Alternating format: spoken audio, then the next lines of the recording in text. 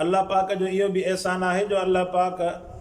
असांखे ईमान जहिड़ी दौलत अता फरमाई ऐं मुहम्मद मुस्तफ़ा सल्लल्लाहु अलैहि वसल्लम जो उम्मती बनाइण फरमाई। इन उम्मत हुजण जो वॾे में वॾो फ़ाइदो इहो, इहा उम्मत आई आख़िर में, पर साईंजन फरमायो त जन्नत जे अंदरि ॿियनि उम्मतुनि खां पहिरियां इहा उम्मत दाख़िल थी ऐं जन्नत जो दरवाज़ो खोलण वारो कोई शख़्स हूंदो त उहो अवां असांजो आका, अवां असांजो सरदार मुहम्मद मुस्तफ़ा सल्लल्लाहु अलैहि वसल्लम जो। इंसान जे लाइ जेकॾहिं आख़िरत जे अंदरि इन क़बर में आख़िरत में को वकील बणिजंदो त इहो क़ुरान अल्लाह जो कलाम इंसान जो वकील बणिजंदो। उहो रब वटि गवाही ॾींदो त रब मुंहिंजे करे हिन पंहिंजो आराम फिटायो,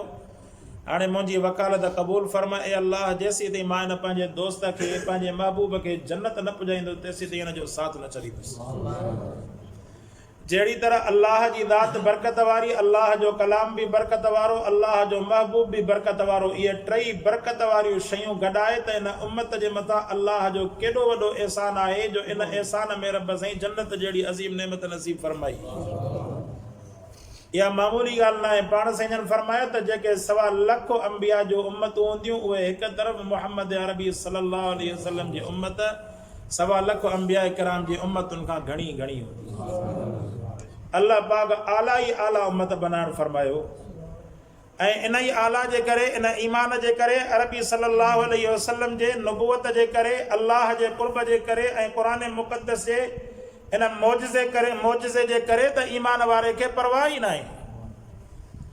अवां ॾिसो त ॿियनि मुल्कनि में इन वबा वारे ज़माने में माण्हू हिक ॿिए खां हथ मिलाइण खां विया हलिया, पंहिंजे ॿारनि खां बि, पंहिंजे ॿारनि जे वेझो बि नथा वञनि, हिक ॿिए जे भाउ जे वेझो बि नथा वञनि, पंहिंजे अबे अम्मा खां बि लाराइनि था, हिक ॿिए खे हथु नथा ॾियनि, मथां की हिन में कोरोना हुजे।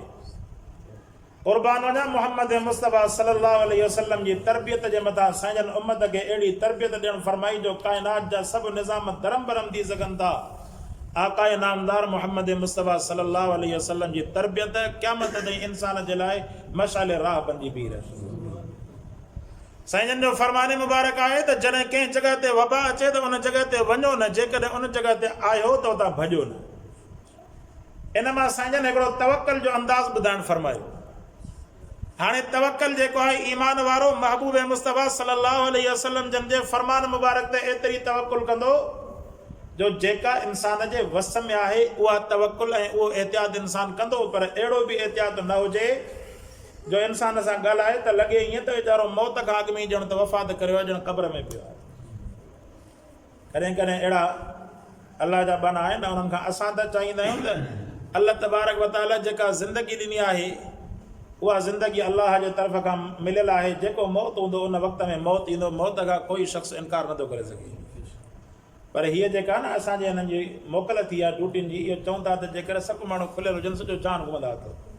पर भउ थिए थो त जेॾे वञो त उहे हथ थो मिलाए वरी चवंदा त बाबा हुजे न मूं में कोरोना या तव्हां में कोरोना, इन जे करे माण्हू हिक ॿिए से मिलण खां बि डिॼनि था पिया। पर अल्लाह जे क़ुरान जे करे असांखे त गणती कोन्हे। माण्हू अहिड़ी ज़िंदगी त न गुज़ारे न जो मौत खां अॻु में ई ॼण क़ब्र में पियो आहे। कॾहिं कॾहिं कंहिं अहिड़े सां ॻाल्हाए न त उन्हनि जे ॻाल्हाइण मां ईअं मालूम थिए थो ॼण हिन अल्लाह जे बाने जो ॼाण साहु निकितो। पुछेसि त बाबा तूं त सिहतमंद माण्हू, अल्लाह जा वली, तोखे छा थियो आहे, निंड मां थो ॻाल्हाए या छा मसइलो आहे? चई त साईं कोरोना लॻो पियो आहे, हिन जे करे एहतियात था कयूं ॻाल्हाइण ते। अड़े अहिड़ा कोरोना जे करे जी तव्हांखे ख़बर न आहे छा? मुंहिंजो ख़बर त आहे पर असांखे परवाह त कोन्हे। सो इहे सभु नेमतूं मिलियल आहिनि रब जे क़ुरान जे करे।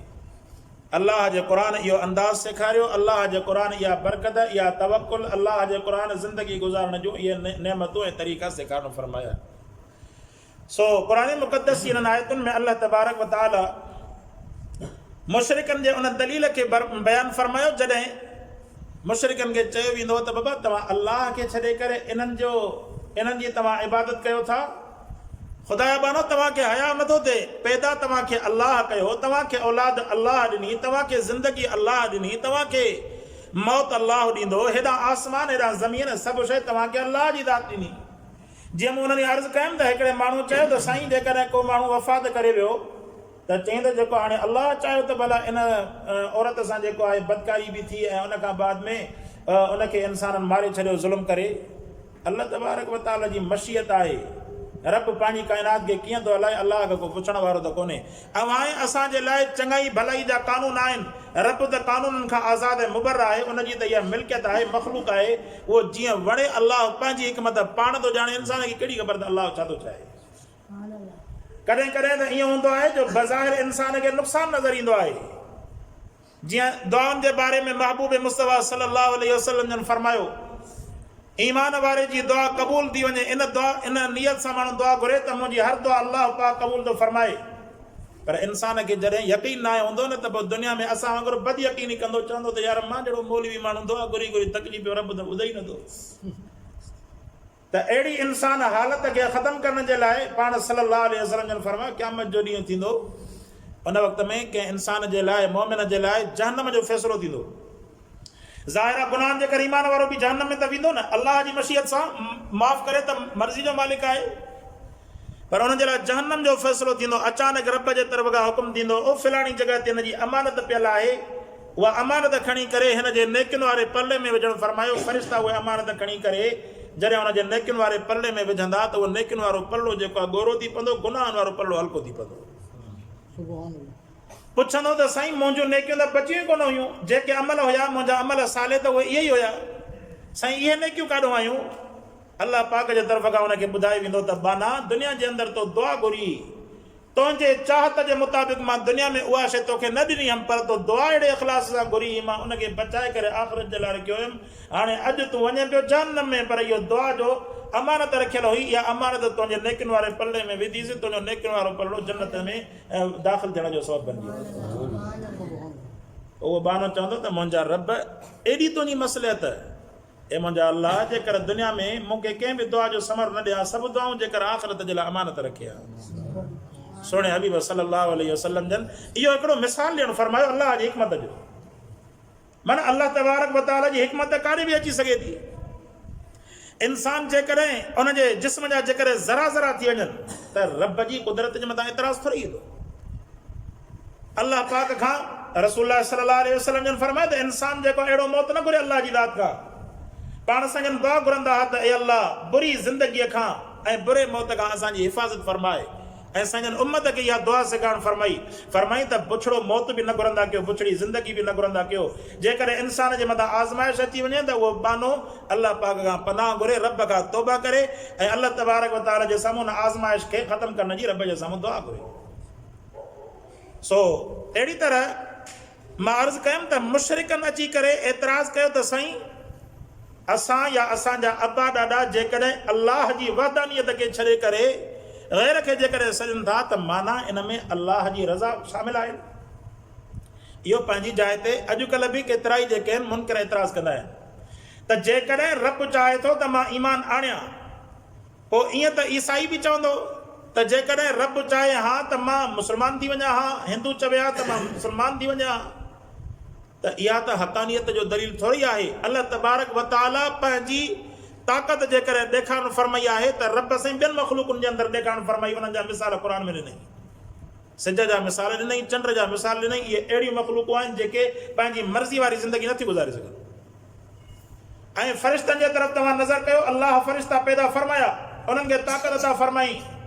पर उन्हनि खे वरी नाफ़रमानी वारी क़ुवत अलाह पाक न ॾियणु फरमाई, त उहे सभु जो सभु फ़रिश्ता अलाह जी फर्माबरदारी में लॻा पिया आहिनि या न लॻा पिया? तव्हां ॿुधाइनि जो को फ़रिश्तो ईसाई या यहूदी हुजे, नऊज़ बिल्लाह, कॾहिं बि तव्हां न ॿुधो हूंदो। पर अल्लाह पाक इन जिन इंसान खे रब इन इख्तियार ते पैदा फरमायो, ऐं छो पैदा फरमाई त वमा ख़लक़तुल जिन्न वल इंस इल्ला लियअबुदून, असां जिन्ननि ऐं इंसाननि खे पंहिंजी इबादत जे लाइ पैदा कयोसीं। ऐं इबादत बि उहा जेका इंसान जी इख्तियारी हुजे, जेकॾहिं इज़्तिरारी इबादत हुजे हा, मजबूरीअ वारी इबादत हुजे हा, त उहे त फ़रिश्ता बि कनि पिया। अल्लाह इंसान खे इख्तियारी इबादत जे लाइ पैदा फरमायो, ताकी बाने खे हेॾा नफ़्स ॾिनई, इंसान तोखे नफ़्स जूं ख़्वाहिशूं बि ऐं तोखे जेको आहे नेकीअ जे लाइ अलाह जेको आहे लतीफ़ नफ़्स बि ॾियणु फरमायो। हाणे ॿिन्ही नफ़्सनि जे विच में ख़ैर जो रस्तो बि तोखे ॾेखारणु फरमाई, शर जो रस्तो बि ॾेखारणु फरमाई। दुनिया जे नतीजनि जे एतबार सां शर जो रस्तो ग़ालिब आहे। पोइ हाणे इंसान पंहिंजे फ़ैसिले ऐं पंहिंजी चाहत जे मुताबिक़ जेकॾहिं शर जे रस्ते खां परे करे ख़ैर जे रस्ते ते, अलाह जे रस्ते ते, नूरानियत वारे रस्ते ते अचे थो, पोइ रब जी ज़ात जेको आहे इन बाने जे इन इबादत जे मथां फ़ख़ुरु करणु फरमाईंदी आहे आहे फ़रिश्तनि खे रब साईं चवंदो आहे फ़रिश्तो इन बाने जे तरफ़ नज़र कयो जंहिंजी ख़िलक़त ते तव्हां एतिराज़ कयो हुयो राति जो वॻड़ो आहे सॼी काइनात सुती पई आहे पर ही मां रब जी रज़ा जे ख़ातिर अकेलो वेही करे मां रब जे साम्हूं ॻोड़ा थो ॻाड़े फ़रिश्तो गवाह ॾिजो मां इन जे लाइ जन्नत खे वाजिबु करणु फरमायो काइनात जे अंदरि अल्लाह तबारक व तआला इन इख़्तियारी इबादत जी लज़त जे लाइ अल्लाह अवां असांखे इख़्तियार ॾियणु फरमायो काफ़िर जो इहो एतिराज़ ठहे ई नथो साईं रब चाहे हा बाबा अल्लाह जी चाहत जा मिसाल काइनात जे अंदरि घणा 18,000 मख़लूक़ात अल्लाह जी चाहत जा मिसाल बयानु कनि थियूं चंड खे आहे ताक़त जो पंहिंजे ॾींहंनि जे पूरे करण खां अॻु में ग़ाइब थी वञे सिज खे आहे ताक़त जो पंहिंजे वक़्त खां अॻु में हेॾे होॾे थी वञे काइनात जे अंदरि आसमान पंहिंजी जॻह ते बीठो आहे ज़मीन पंहिंजी जॻह ते बीठी आहे सभु रब जे हुक्म जा मोहताज लॻा बीठा आहिनि फ़रिश्ता मोहताज लॻा बीठा आहिनि सभु जो सभु काइनात जे अंदरि अल्लाह पंहिंजे इंसान पंहिंजे इन जिस्म जे तरफ़ नज़र करे जेसीं ताईं रब जो हुकुम नथो थिए जीअण खां वठी करे मरण ताईं इंसान जे क़ल्ब में अल्लाह पाक अहिड़ी कुदरत रखी जो जेकर 100 साल उमिरि ते 100 साल बराबरि तव्हांजी दिलि निंड बि न आहे कंदी बग़ैर कंहिं इंतज़ार जे ऐं बग़ैर कंहिं वक़्फ़ जे इहा दिलि तव्हांजी धड़कंदी रहंदी आहे इहा रब जे हुकुम सां इहा अल्लाह जा हुकुम आहिनि इहे सभिनी शयूं सो फरमाईंदा वक़ाल लज़ीना अशरकू मुशरिक चवंदा हुआ लौ शा अल्लाहु मा अबदना साईं जेकॾहिं रब चाहे हा त असां इबादत न कयूं हा अल्लाह खां सवाइ जी अल्लाह खे छॾे ग़ैरुल्लाह जी असां इबादत न कयूं हा मिन शई नहनु वला आबाउना न असां इबादत कयूं आहे ग़ैरुल्लाह जी न वरी असांजा अबा ॾाॾा इबादत कंदा वला हरमना मिन दूनी मिन शई ऐं जेके शयूं असां पंहिंजी मर्ज़ी सां हराम कयूंसीं रब चाहे हा त असां उहे हराम न कयूं आहे जीअं इंसान जेको आहे जॾहिं शराब पीए थो त उन जे लाइ बि पंहिंजे दिलि जे अंदरि को न को दलील ठाहे थो त हाली पीऊं था पोइ ॾिसंदासीं या ख़ैर अल्लाह माफ़ कंदो वग़ैरह वग़ैरह अहिड़े क़िस्म जा दलील ठाहे थो न बिना दलील जे केरु थो पीए या त पोइ काफ़र हुजे इंसान फरमाई त हथ सां इंसान शयुनि खे हराम कयो ऐं वरी हाणे अल्लाह जे मथां त रब चाहे हा त मां हिन खे हराम न करे सघां रब चाहे हा त मां इन हराम शइ खे हलाल न करे सघां फरमाई त इहो दलील थोरी आहे कज़ालिक फ़अल लज़ीना मिन क़ब्लिहिम फरमाई त अल्लाह तबारक व तआला फरमायो त तव्हां खां अॻु में क़ौम वारनि बि अहिड़ा मिसाल ॾिना फ़हल अला रसूल इल्लल बलागुल मुबीन फरमाई त रसूलनि जे मथां सिर्फ़ु हक़ इहो आहे त रसूल पंहिंजे हक़ वारो पैगाम पहुचाइनि बाक़ी हिसाब किताब मां अल्लाह जे मथां छॾे ॾियनि अवां जे साम्हूं मां हिकिड़ो आख़िरी दलील पेश कयां जेकॾहिं इहो मुशरिकनि वारो दलील वरितो वञे बाबा अल्लाह चाहे हा त मां बुराई न कयां हा त पोइ त काइनात जे अंदरि बुराई कोन रहंदी न पोइ काइनात जे अंदरि बुराई रहंदी पोइ त नऊज़ बिल्लाह ज़ानी बि चवंदो त मां रब जी रज़ा सां थो ज़िना कयां चोर चवंदो त मां रब जी रज़ा सां थो ज़िना कयां काइनात जे अंदरि धाड़ियल चवंदो मां रब जी को कातिल चवंदो त मां रब जी रज़ा सां माण्हुनि खे क़तल कयां डाकू या जेके नाहक माण्हुनि जो माल खाईंदा उहे बि चवंदा आहिनि अल्लाह जी रज़ा शामिल आहे पोइ त बुराई न रहंदी न